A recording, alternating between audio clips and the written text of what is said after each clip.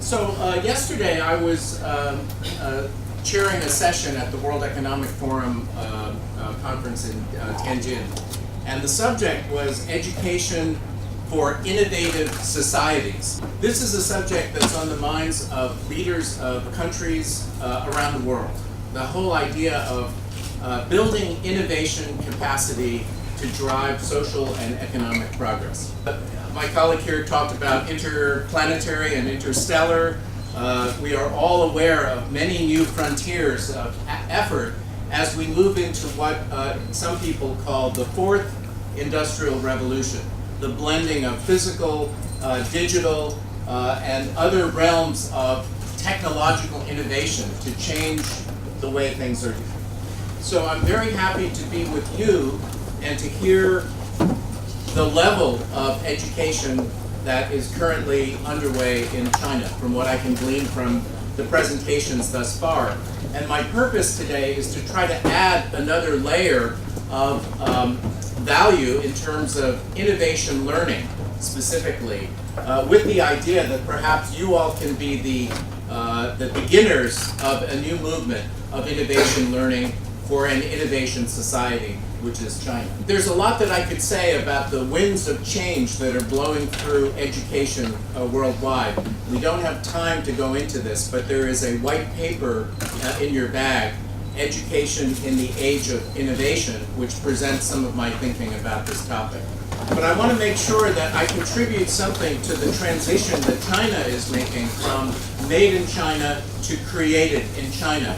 Because the big question is how to do that. It sounds very good, and countries around the world want to be innovation nations. People want to be more innovative. Schools want to be more innovative. But the question that I always ask is, how are you going to do that? I have been studying and experiencing innovation and looking at the how of innovation for over 30 years. I was a professor at Harvard Business School for 14 years, and I had thousands of students take my course on innovation, MBA students and executives. I've also been to this school called Silicon Valley. I've started multiple high-tech companies. I've experienced innovation in many different industries, and I've also advised countries on innovation policy. And I always say, if you want innovation, you have to have people who know how to do innovation, and if you want people who know how, you have to teach them how. You have to help them learn how. So I'm the how guy. So we're in an era of disruption and change. People call this the age of VUCA, which is volatility, uncertainty, complexity, and ambiguity.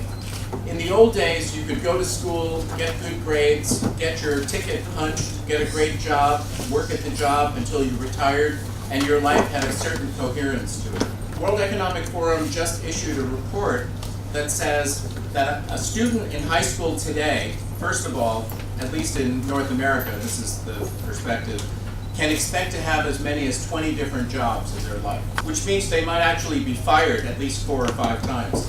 Or they might be a self-directed free agent. Gig economy, as they call it. And furthermore, that perhaps as much as 60% of the jobs that will be available when this high school student reaches the job market have not been invented yet. They're unknown at present. So the need for young people to have the flexibility, the creativity, the entrepreneurial skills to be able to, in a sense, invent their own future and to be able to create new sources of value is not just some kind of option or a nice thing to have along with the soccer program or the theater program. This is absolutely central to what education needs to be in the 21st century. So my mission for the last 30 years has been to create what I now call a set of new fundamentals, in a way the missing ingredients of traditional education that can help equip young people to be successful in the real world of the 21st century. And I want to share this knowledge with you today. So this was just to prove that I was in Tianjin yesterday. But this whole notion, and you can see this video on their website, and they dubbed my voice into Chinese, so apparently I can't speak Chinese if somebody dubs my voice in. But this panel was very much talking about exactly what we're here to discuss. How do you educate for an innovative society? So this uncertainty in the world, I could demonstrate it for you in many ways, but one way is to show you that the unicorns, the billion-dollar valuation companies, the numbers are accelerating tremendously. It took Google almost 10 years to get to $1 billion in value. But you can see all of these accelerated companies here are unicorns, billion-dollar valuation companies. And companies now are taking as little as 9 months to get $1 billion valuation. I can see from the cameras you think that this is a very interesting fact, and it is. It shows the volatility and uncertainty in the technology innovation space. So we are in, as I mentioned, this fourth industrial revolution, this period of unprecedented acceleration of innovation, where at the same time the gap between what young people need to know to be successful and what traditional education is providing is getting bigger and bigger every day. Everyone is trying to figure out the magic of Silicon Valley. Silicon Valley, in a way, is a school.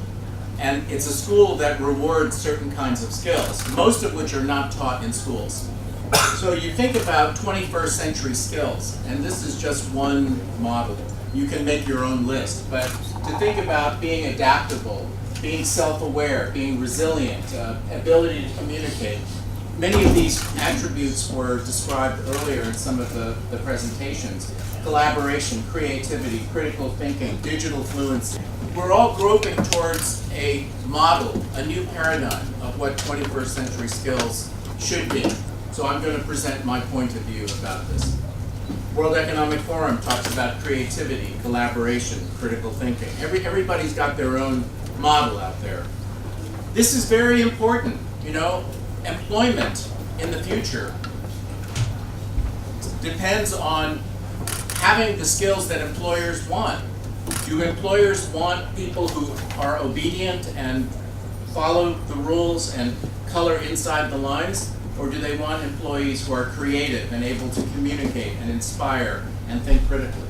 Just as a side note, in the future, not so long from now, the market between students and employers is going to shift dramatically, because each of us are going to be able to own our own personal digital data, our own digital transcript on blockchain. Companies will be able to find us on AI-mediated market spaces. And so you're not going to need the school transcript or the guidance counselor or the brochure that describes careers, because it will all be different. And also, this is what universities are interested in. This is actually a picture of my alma mater, Yale University. Do they want people who just have good grades? No, good grades are just the starting place. What they want are students who have done something interesting and different, who are creative, who are able to break the mold in some respects, okay? So again, these 21st century skills we're talking about are desired by universities. So we can ask ourselves the question, what are high schools doing to prepare students for this world? So, as we said, there's a gap between what traditional education is providing and what young people need, and it's getting bigger. I hope this does not look like your school, but in a way, schools and the architecture and the hierarchy have not changed that much in most schools over the last 100 years. And the efficiency of the education system is very questionable. You know, you get lots of students, and then some of them get up to the university, some of them get to the elite institutions, they may go to graduate school, they get the best jobs, but meanwhile, a lot of people fall off the tree. And this is, you know, certainly the picture in the US, the lack of efficiency in the system in terms of supporting the cultivation of human potential at the level of society is limited. So EdgeMakers is designed to close a number of these gaps, to close the gap between what students need to know and what they have traditionally had available to them. And let me describe what EdgeMakers is all about. EdgeMakers is riding on a number of different trends in what I would call innovation learning. So we're very familiar with STEM. I think STEM is quite well established in China. There are many 3D printers and robotics labs and coding academies. And we are somewhat familiar with STEAM, with A for the arts. So let's have some creative, softer elements with the hard stuff. But my own opinion is that without the I for innovation as part of the overall learning experience, STEM itself is not enough. You learn about robotics, robots change every 12 months, every 12 weeks, in fact. How you add innovation capacity to the technical disciplines is really what I would argue is 21st century skill. So let me tell you then where I'm coming from. You know, I spent 14 years here at Harvard Business School writing 100 case studies on innovative, creativity-driven companies and countries worldwide. I became very convinced that this knowledge was needed to be pushed down to the level of middle school, high school, and even lower. Because there's no reason why young people who already feel like they want to make a great impact on the world, a positive impact, should not be given the tools to do so at an early age. So let me talk a little bit about EdgeMakers, which is a several-year-old project. It's located in San Francisco. We are now coming to China, and Michael is actually leading the charge in China to deploy EdgeMakers to educators throughout the country. And the mission of EdgeMakers is to empower young people worldwide so that they can become skillful innovators and make a difference early in their lives.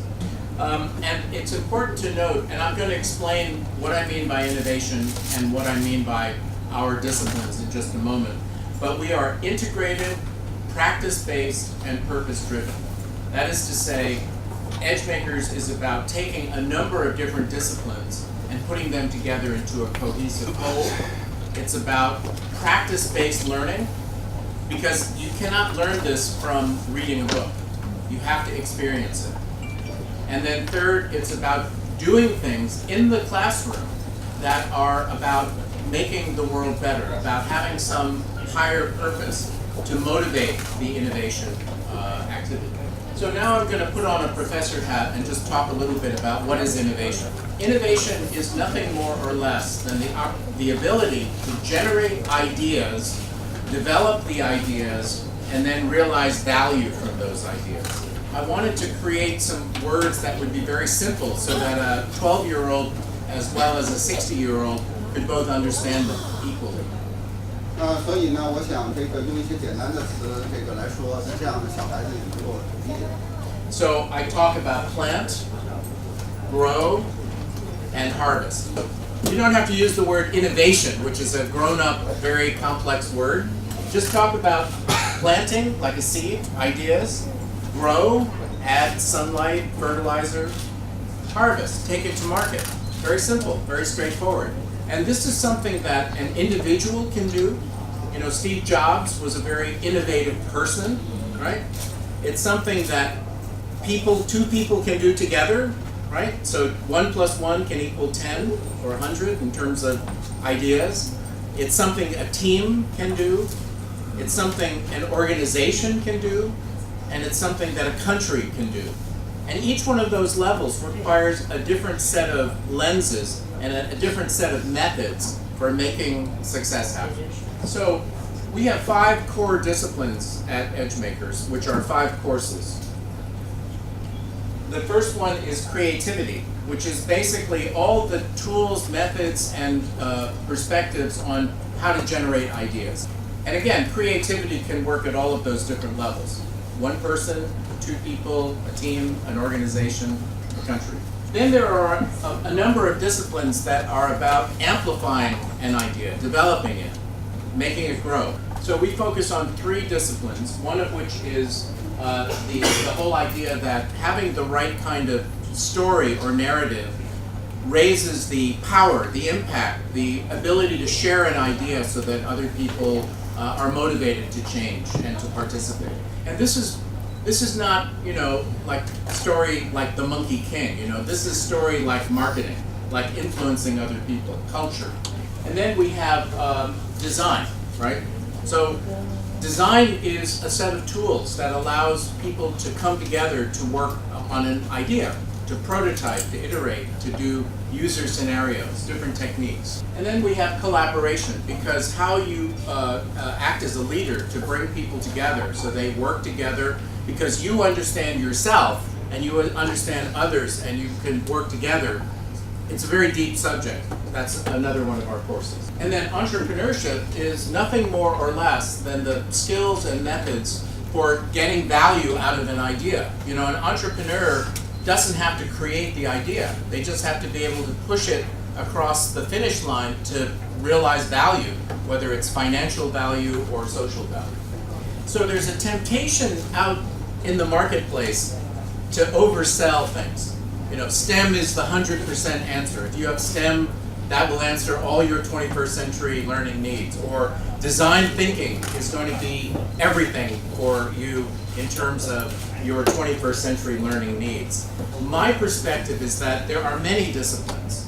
This is just the big mountain tops.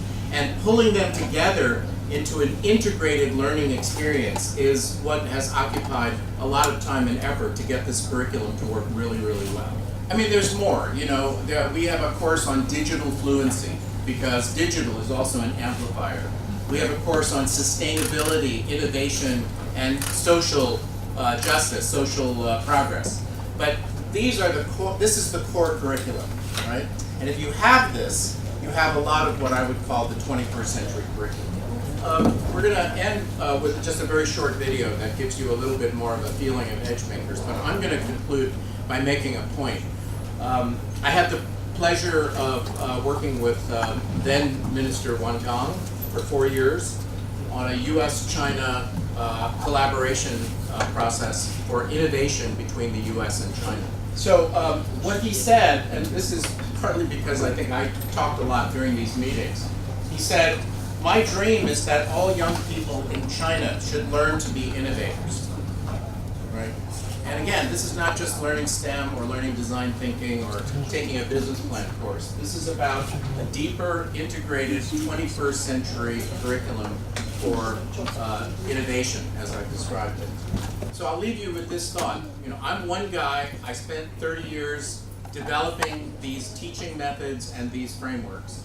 But there is the potential in China to create a movement around innovation learning. And I'm here to have the discussion with people like yourselves who may be interested in participating in trying to bring these new ways of developing innovation learning for innovation societies to China.